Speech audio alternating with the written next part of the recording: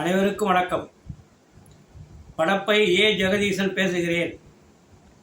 இதுவரைக்கும் நம்ம சேனலை சப்ஸ்கிரைப் பண்ணாதவங்க மட்டும் சப்ஸ்கிரைப் பண்ணுங்க.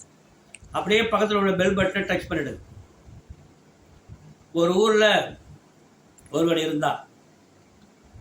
அவன் ஒரு நாள் காலையில் எழுந்தான்.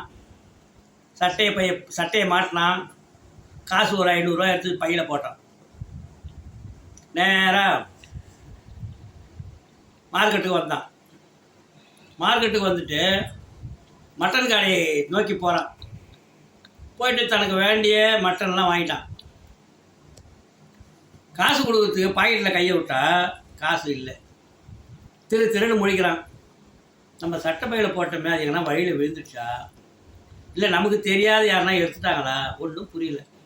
ரொம்ப நேரம் யோசித்தான், ஒன்றும் புரியல. பார்த்தா ஒரு முடிவுக்கு வந்தான். கறிக்கடையிலே கறியை திருப்பி கொடுத்தான். கொடுத்துட்டு நேராக வீட்டுக்கு கவலையோடு வந்தான். கறி வாங்கி போய் செஞ்சு சமைச்சு சாப்பிட்லான்னு நினச்சுமே, அதெல்லாம் போயிடுச்சுன்னு சொல்லி எண்ணி வருதுறான். இது கொஞ்ச நாள் ஆச்சு. அவன் மறுபடியும் ஒரு நாள் காலையில் எழுந்தான். அதே சட்டப்பையை போட்டான். அதே 500 ரூபாய் எடுத்து பாக்கெட்டில் போட்டான். மறுபடியும் நடந்தான் மார்க்கெட்டுக்கு. கறி வாங்கிறதுக்கு கறி கடைக்கு போகிறான்.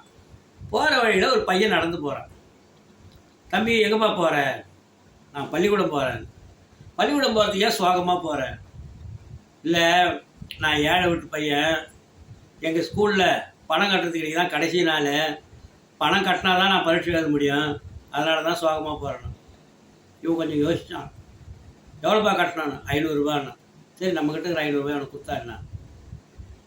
டக்குன்னு அந்த பையனை கூப்பிட்டு, இந்தாப்பா 500 ரூபா, நீ போய் பள்ளிக்கூடத்தில் கட்டி பரீட்சை எழுதுனா. கொடுத்துட்டு சந்தோஷமாக வீட்டுக்கு வரான். வீட்டில் நுழைஞ்சு மனைவி கேட்குறான், என்னங்க போனீங்களே, என்னாச்சு? நடந்ததெல்லாம் சொல்கிறேன். அப்போ அவ மனைவி சொல்கிறா, போன தடவை தான் போய் வெறுங்கையோடு வந்தீங்க, இந்த தடவை தான் போய் வெறுங்கையோடு வந்தீங்க. ஆனால் போன தடவை போய் வரும்போது முகத்தில் வருத்தம் தெரிஞ்சுது. இந்த தடவை போய் வரும்போது முகத்தில் வருத்தம் தெரியலையா, அது ஏங்கன்னா? இவன் கொஞ்சம் யோசிக்க ஆரம்பிச்சிட்டான்.